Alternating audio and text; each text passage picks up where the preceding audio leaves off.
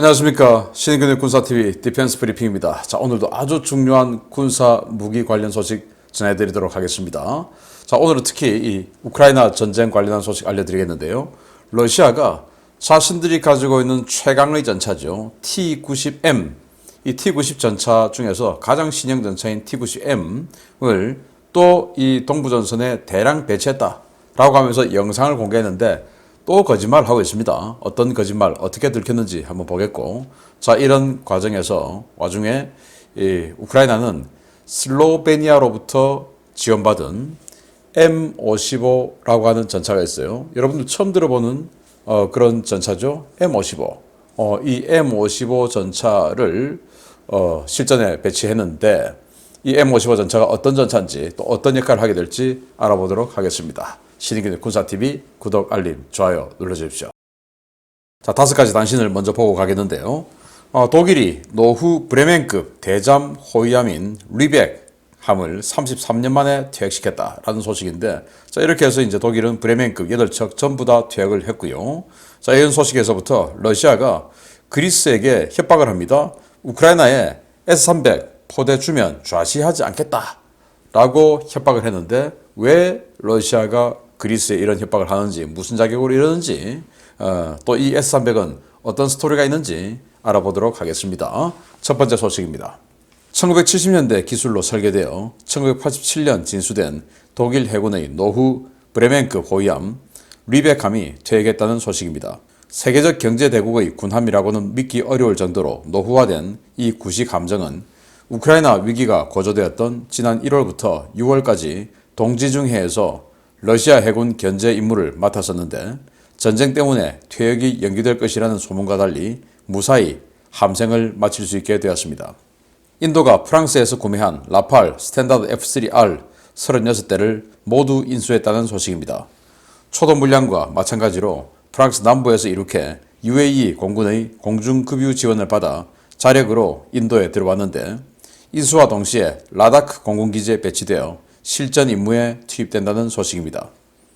스페인이 기존의 모든 차륜형 장갑차와 일부 노후 전차를 대체하기 위한 차세대 주력 기갑 플랫폼으로 선정한 스위스 피라나5 장갑차 기반의 VCR 드래곤 장갑차 1000대 전력화 작업이 들어갔다는 소식입니다.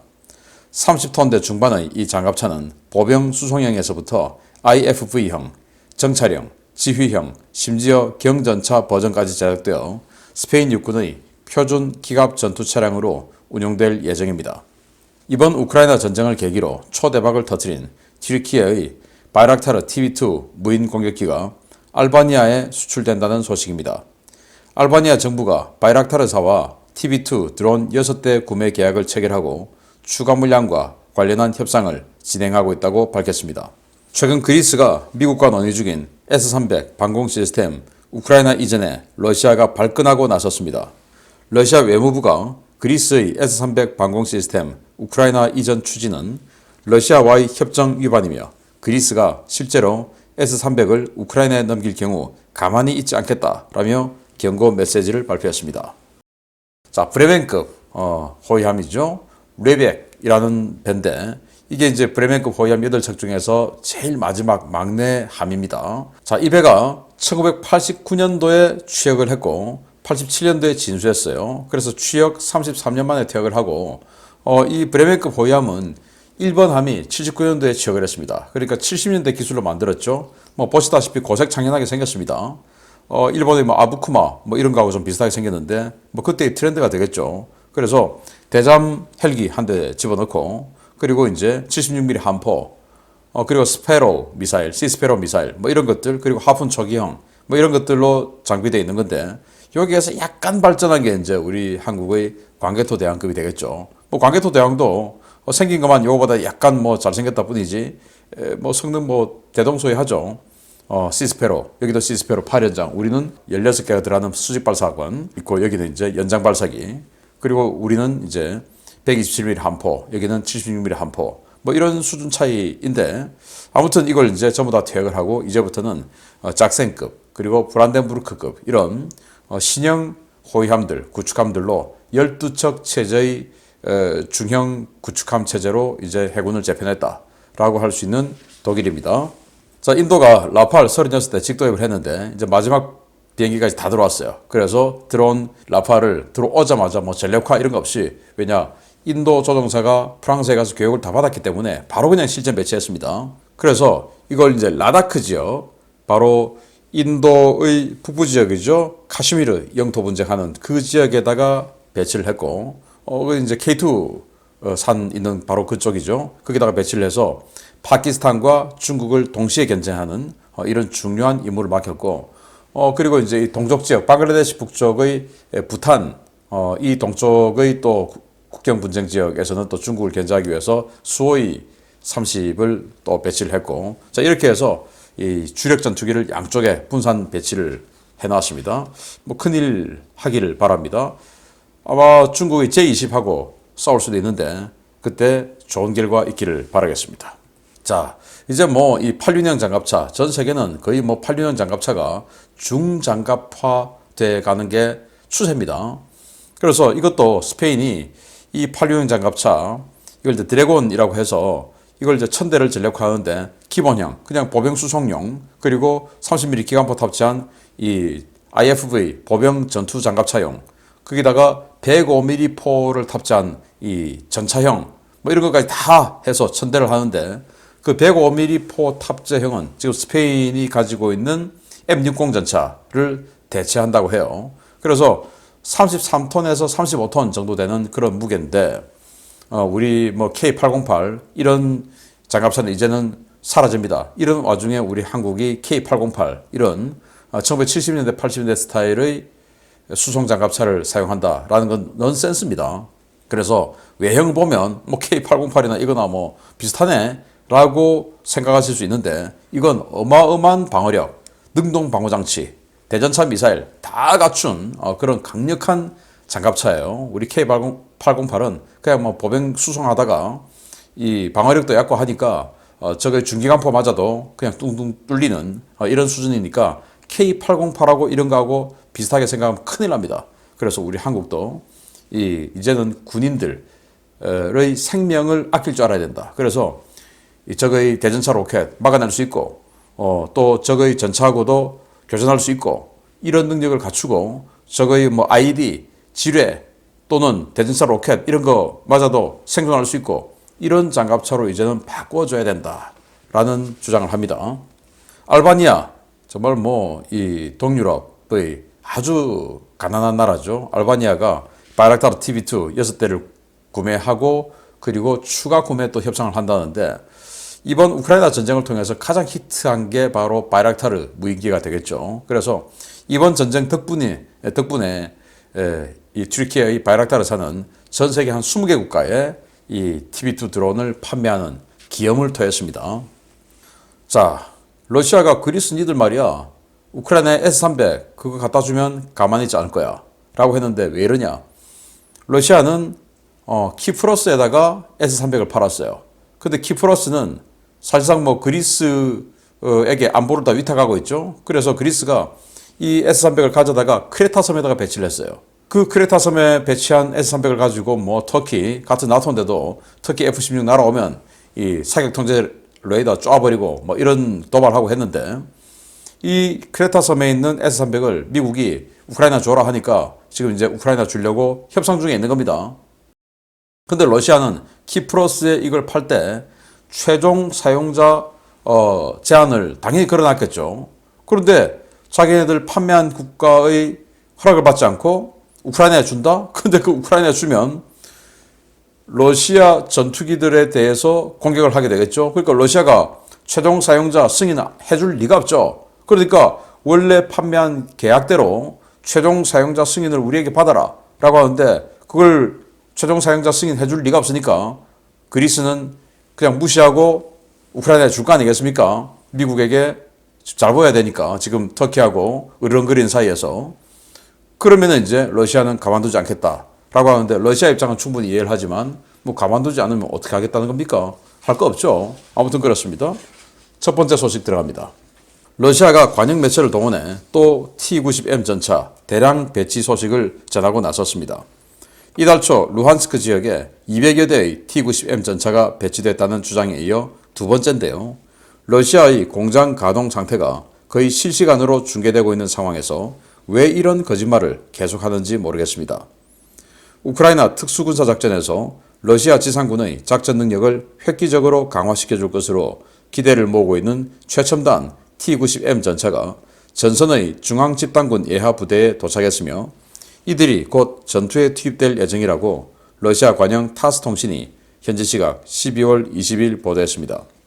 타스는 최첨단 기술로 업그레이드된 T-90M 전차가 전선에 도착해 현재 포수와 조종수 기술 숙달 교육이 이루어지고 있다 라며 교관들은 승무원들의 전투 경험을 고려해 맞춤형 교육을 실시하고 있다 라고 보도했습니다. 타스는 승무원 교육이 끝나면 T-90M 전차는 다른 부대와 상호 운용성 숙달 훈련을 실시한 뒤 전선에 배치될 예정이다 라며 이 최첨단 전차는 전선에서 큰 활약을 보여줄 것이라고 주장했습니다. 타스가 밝힌 이번 T-90M 전차 신규 배치 물량은 수십여 대 규모인데요. 이는 지난 12월 둘째 주에 루한스크 지역에만 200여 대의 T-90M 전차를 배치했다고 밝힌 것에 이어 이달 들어서만 두 번째로 나온 T-90M 대량 배치 주장입니다. 러시아의 T-90M 추가 대량 배치 소식에 우크라이나는 조롱을 쏟아내고 있습니다. 일선에서 그러한 물량의 T-90M이 정찰 드론에 포착된 적도 없고 T-90M 전차가 기존 구형 전차들보다 그리 강력하지도 않을 뿐더러 러시아군의 생산 능력이 단기간에 대량의 T-90M을 찍어낼 상황이 아니기 때문입니다. 러시아는 T-90M 전차를 생산하는 우랄바곤자보드 공장에 T-72B3 개량 및 복원 작업을 함께 지시해 놓고 있고 모든 라인을 24시간 무휴 체제로 가동하면서 모든 근로자들에게 주 6일 하루 12시간 근무 지침을 내린 상태지만 부품 부족으로 생산량은 거의 늘지 않고 있습니다. 오신트 소식통들이 전하고 있는 우랄바곤자보드 공장의 월 평균 전차 생산 능력은 25대에서 30대 수준에 불과한데요. 과연 러시아 관영 매체가 주장한 대량의 T-90M 전차가 정말 우크라이나 전선에 나타날지, 나타난다면 몇 대나 우크라이나군에 노획될지 한번 지켜봐야 하겠습니다. 차 T-90M 정말 그럴싸하게 생겼습니다. 그럴싸하게 생겼지만 사실은 별거 아니었다는 게 이번 전쟁을 통해서 밝혀지고 있죠. 자, 200여 대의 T-90M을 루한스크에 배치했다라고 12월 중순에 주장했는데 불과 한 일주일 전에 그렇게 주장을 했어요. 그런데 200여 대 아무리 드론으로 살펴보고 정찰해봐도 200여 대 눈을 씻고 찾아봐도 없더라 라는 거 아니겠습니까? 그런 상황에서 다시 한 일주일 만에 또 수십 대를 또 지금 배치하고 있는 중이다 라고 하면서 막 홍보 영상을 공개를 하는데 이런 거예요. T-90M이 사격 훈련하고 이렇게 여기 한 대 있고 저 뒤에 또 조그만 거 한 대 보입니다. 한 대 보이고 그리고 또 이렇게 또 보여주고 아마도 같은 전차겠죠. 그래서 수십 대를 지금 배치하기 위해서 교육 훈련을 하고 있다 라고 하면서 아무리 동영상을 살펴봐도 2대 이상 나오는 게 없어요. 2대가 최고입니다. 그냥 2대만 지금 하고 있겠죠.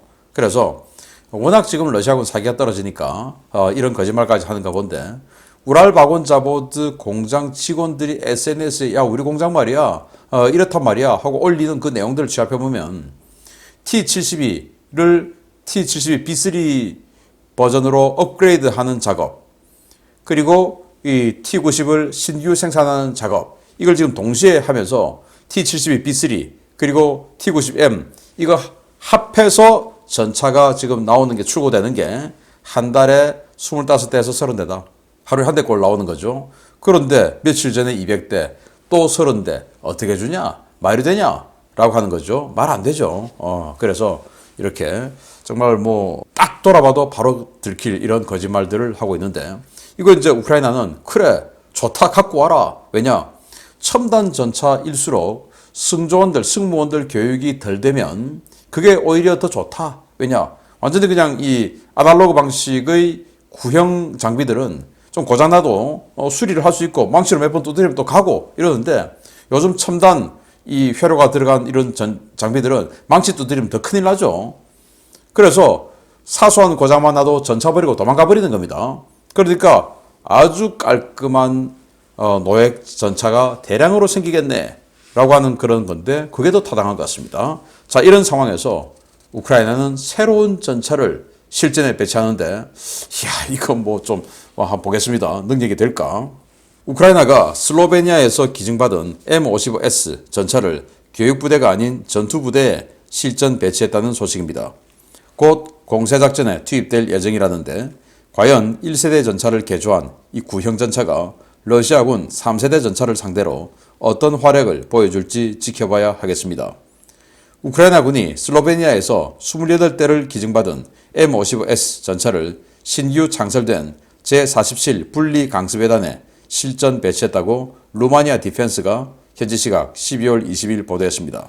매체는 우크라이나군 관계자를 인용해서 동계 공세를 위해 신규 창설된 차량화 부대인 제47 분리 강습회단 전차대대에 슬로베니아제 M55S 전차가 배치됐다면서 현재 이 전차들이 야전 부대에서 운용되고 있다고 전했습니다.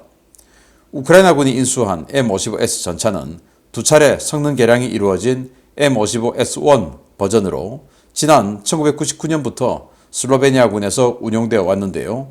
1세대 노후 모델인 T55 전차를 개조한 모델이지만 전체적인 성능은 2세대급 전차 수준이라는 평가를 받고 있습니다. M55S1은 이스라엘의 지원을 받아 구동 계통을 제외한 모든 부분을 개량한 전차인데요. 주포는 L7 105mm 강선포로 교체되었고 디지털 사격 통제 컴퓨터, 전차장 및 조종수용 독립조준경과 야시장비 등을 도입해 헌터 킬러 능력이 부여되었습니다. 이 주포는 2000m 거리에서 구형 날탄 기준 310mm 이상, 신형탄 기준으로 480mm 이상을 관통할 수 있는데요. 이는 현재 우크라이나군이 대량으로 운용 중인 T-72 전차의 125mm 전차 포탄과 대등한 수준입니다. 우크라이나군은 폭발 반응 장갑까지 갖춘 M55S1 전차가 현재 전선에서 운용 중인 T-72나 T-64 계열과 비교해서 대등 이상의 성능을 갖추었다는 평가에 따라 이 전차를 실전에 투입하기로 결정했는데요. 이 전차가 실전에 투입되어 러시아군 T-72나 T-80 전차를 잡을 경우에 러시아군 전차는 회복하기 어려운 망신을 당할 것으로 예상됩니다. 현재 이 전차를 장비한 제47 분리 강습회단은 남부전선에 배치될 것으로 알려졌는데요. 과연 마개조한 M55S 전차가 러시아군 3세대 전차를 잡을 수 있을지 첫 전투 소식이 기다려지고 있습니다. 자, 여기가 이제 새로 창설된 47 강습회단의 지휘관으로 보이는 사람이 이렇게 포즈를 잡고 있는데 뒤에 이 전차들 지금 보이죠? 뭔가 지금 이 실루엣, 흐릿하게 보이는 이 실루엣 상으로는 뭐 M1 전차처럼 보이기도 하는데 사실은 그게 아니에요. 어떤 거냐? M1 전차처럼 이렇게 보이는 그런 그 포탑이 사실은 이렇게 호빵처럼 생긴 T55 전차에다가 이렇게 그냥 싹 그 증가 장갑을 감아준 거예요. 이스라엘에서 차체 전면에도 이렇게 증가 장갑을 감아주었고 폭발 반응 장갑이죠. 그리고 포탑에도 감아주고 그렇게 해서 방어력을 상승시켰어요. 왜냐? T55 전차가 얼마나 오래된 1세대 전차입니까? 한국으로 치면은 M47 그거하고 48도 아니고 47하고 비슷한 성능의 전차인데 거기다가 이제 이렇게 폭발 반응 장갑을 발라서 뭔가 방어력을 좀 세게 만들었어요. 차체 측면도 이렇게 툭 튀어 나와 있는 것을 봐서 사이드 스커트 쪽에 증가 장갑을 또 갖다 붙인 것으로 보입니다. 그리고 주포가 소련제 100mm 주포 이런 것들이 아니고 이 주포는 105mm 강선포예요. 바로 우리 K1 전차에 들어가는 L7 우리 K1하고 뿌리가 똑같은 L7포인데 그러니까 우리 K1 전차처럼 이 위력이 그 정도 된다는 말입니다. 즉 M48A5 우리 한국이 개조를 한 M48A5K 있죠. 그것도 105mm 포 K1에 들어간 105mm 포를 집어넣어서 공격력을 극대화시켰죠. 방어력은 뭐 형편없지만 아무튼 그런 것처럼 공격력을 극대화시키다 보니까 T72, T80 이런 것들을 격파할 수 있는 겁니다. 그러면서 방어력을 조금 상승시켰죠. 거기다가 놀라운 것은 전차장용 조준경도 달아줬어요. 포수용 조준경만 있는 게 아니라 그 말은 헌터 킬러가 된다는 말입니다.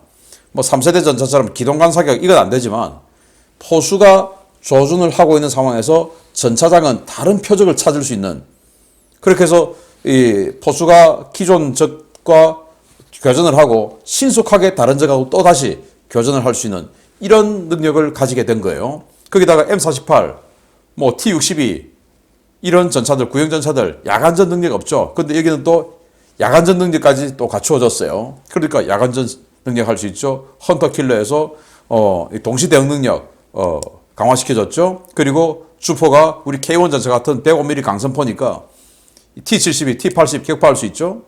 그러니까 방어력 뭐 이거 해봐야 그래도 방어력이 약하겠죠. 그러니까 T-70이든 T-80이든 여기 M55, 즉 T-55든 먼저 쏘는 놈이 이기는 겁니다. 그런데 여기는 사격 통제 장치가 훨씬 더 신형으로 바뀌었으니까 먼저 쏠 수 있죠. T-72는 뭐 제대로 뭐 조준 안 되고 하니까 거기다가 지금 러시아는 인력이 부족해서 전차에 지금 뭐 2명밖에 못 집어넣고 이러니까 빨리빨리 뭔가가 대응이 안 되죠. 그래서 이 M55 가지고도 충분히 승산이 있다. 이런 판단을 하고는 원래는 이걸 이제 이 화력 지원용 뭐 이렇게 쓰려고 했는데 아니야 이거 가지고 직접 맞붙어도 이길 수 있어 라는 판단을 하고는 차량화 여단의 전차 대대에다가 이걸 장대해 줬는데 그래도 너무 정면에 서지는 말고 아무튼 이 뭔가 지키는 쪽에서 하면 좋지 않을까.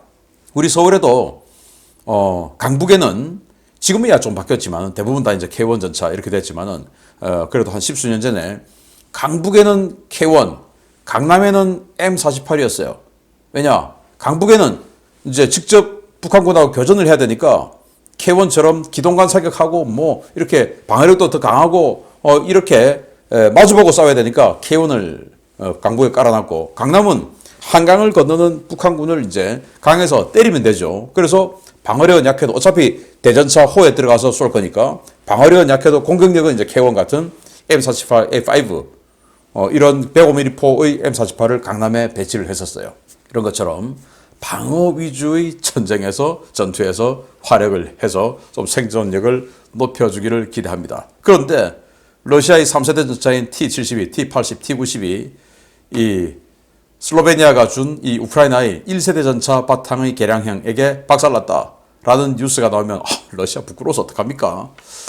이스라엘이 손봤으니까 뭔가 한 칼 있겠죠. 기대해 보겠습니다. 마치겠습니다. 감사합니다.